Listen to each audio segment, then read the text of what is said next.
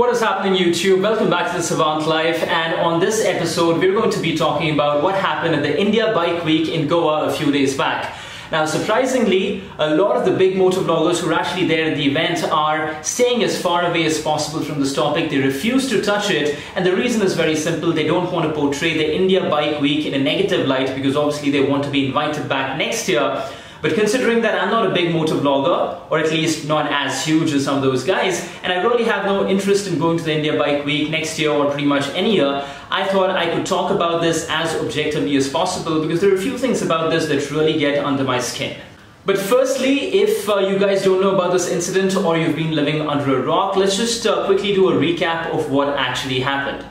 So there was this guy from Pune who had this really souped up Kawasaki Z800, which was a very interesting, colorful bike, if one was to put it mildly. Party number two was a motovlogger from Bombay called Biker390, and he went ahead and made an Instagram story about this and called it India's most fucked up Z800. He also said rest in peace, clutch plate and engine.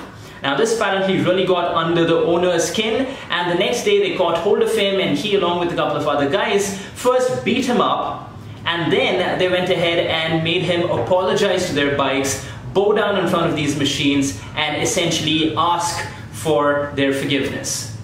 Now there are two versions of the story. According to the Mumbai motovlogger, what really happened was that he uploaded the story. Within half an hour he realized that this was probably not the best thing to do, so he automatically went ahead and deleted the story on his own, and yet the next day he was taken to task, abused, beaten up and essentially made to apologize to these inanimate objects, these machines.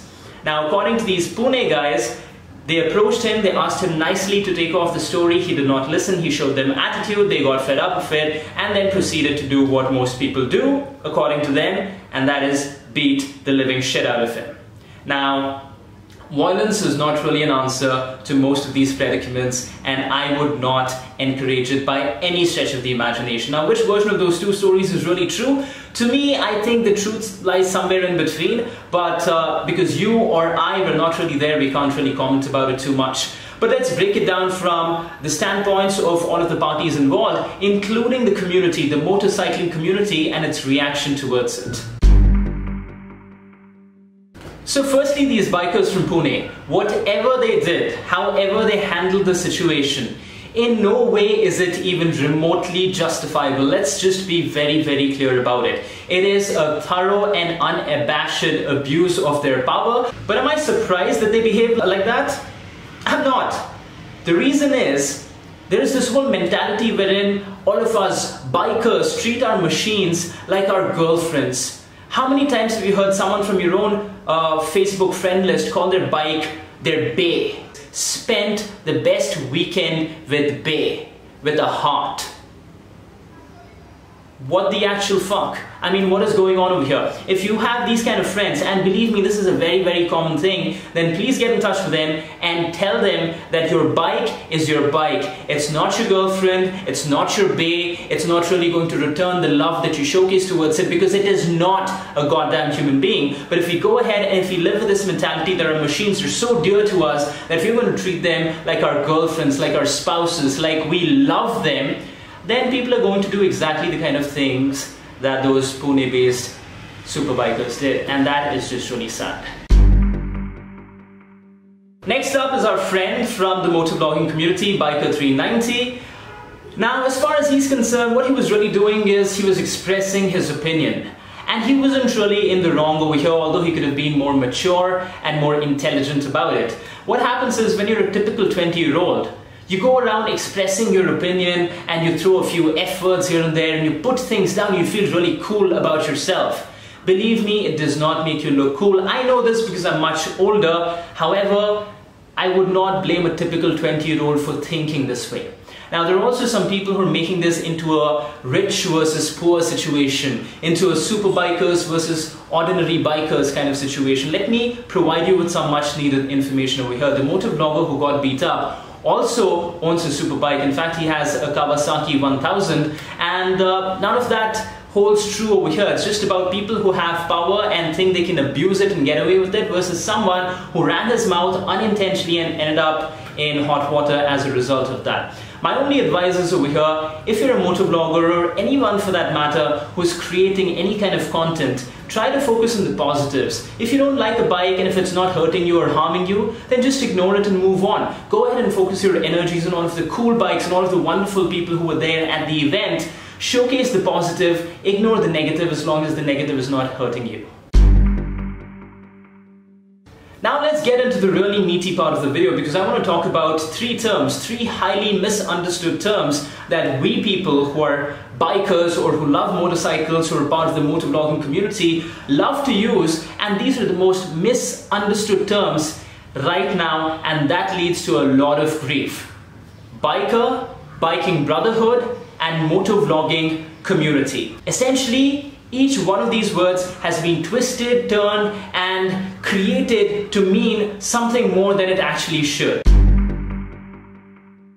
What does a biker mean? A biker literally just means someone who has a bike and rides it on a frequent basis. That is all it means. However, a lot of people have attached all these kind of glorious, larger-than-life meanings to it, wherein now a lot of people think a true biker, whatever that means, is some guy who rides responsibly, who goes on these beautiful expeditions, who goes ahead and takes care of his machine, always wishes other riders, and treats everyone with respect. You will find very few people like that. Maybe the GoPro man, toll-free traveler, Sharat Shenoy. These are people who are examples of it. But most people are attention-seeking a-holes, for the lack of a better word, and they just want their 15 seconds of fame. A lot of people are like that, and they don't necessarily fall into this glorious, holier-than-thou, morally correct version of what a biker is supposed to be. So let's not go ahead and have these mighty, lofty expectations from people, because a lot of times, guys just want to turn up the throttle and have some fun. As irresponsible as that might seem, as messed up as that might seem, that is the truth. So the sooner we accept it, the better it is, because there is no such thing as a biker. You just have people and motorcycles. If you're looking for someone who shows other people respect and treats everyone nicely, that is just a good human being. Having a bike has absolutely nothing to do with it. You can do yoga every now and then, but that does not make you a yogi. Similarly, you can ride a motorcycle every now and then and go on a road trip once every month, but that will not make you a biker, because there is no such thing. Either you're a good human being, a decent person, or you're not. Now let's talk about the second misunderstood term, biking brotherhood. Again, we're glorifying it as if all of us are coming together to fight against some unbelievable evil force, like we're defending the honor of our country or of our tribes or something glorious of that kind. No, it's not. You're just buying a motorcycle, filling petrol in it, and then getting away from the madness and the insanity of everyday city life. That is pretty much it. In fact, I don't get this whole idea of gathering a large group and then riding together as a pack of 15 or 20 wolves. The whole idea of getting onto a bike is so that you can escape the insanity, is that you can escape the stupidity that comes along with large groups of people. Because believe me, whenever large groups of people gather together, there is a lot of stupidity. Whether it's at the India Bike Week or during an India-Pakistan cricket match, large people equals stupidity. I would not really like to ride in this large group wherein people are debating about Royal Enfield versus KTM bikes and which bike is better and who can ride faster and who's got the shinier, fancier helmet. That is so uninteresting. How would that equal to biking brotherhood? At the end of the day, if your bike breaks down and another biker helps you out, that is just him being a good person. That is just him being a good Samaritan. Having a machine, having, some crotch rocket between your legs has absolutely nothing to do with it. And again, the sooner we understand this, the better. And the last term that really gets my goat is the motovlogging community. Again, I have never, and in a way I belong to this community and I'm saying this, but I have never, ever, to quote the immortal words of Arnab Goswami, seen a bunch of people who love petty fights and getting their pride hurt and having their egos involved more than a bunch of motovloggers. Have you ever tried being a part of a WhatsApp group that is dedicated to motovloggers? Every day there is some kind of an argument, every day there is some kind of a fight, there are petty insecurities, there is desperation to get more views, more subscribers, there are constant questions about how to monetize your content and make more money off of YouTube. The sad part is if you have to have any other kind of channel, whether it's a cooking channel, a traveling channel, a singing channel, you need to have some kind of skill. But over here, any asshole, and I'm sorry to say this, but any asshole who can ride a bike with a camera attached to his helmet can call himself a motovlogger. There are very, very few people who actually enjoy making content. Most people just want to be the next Mumbai Nikhil, and therein lies the biggest problem. Is there a solution to all of this? I don't necessarily think there is a direct solution. The only thing that we can do is be more honest with ourselves and check ourselves before we wreck ourselves, to use another cliche.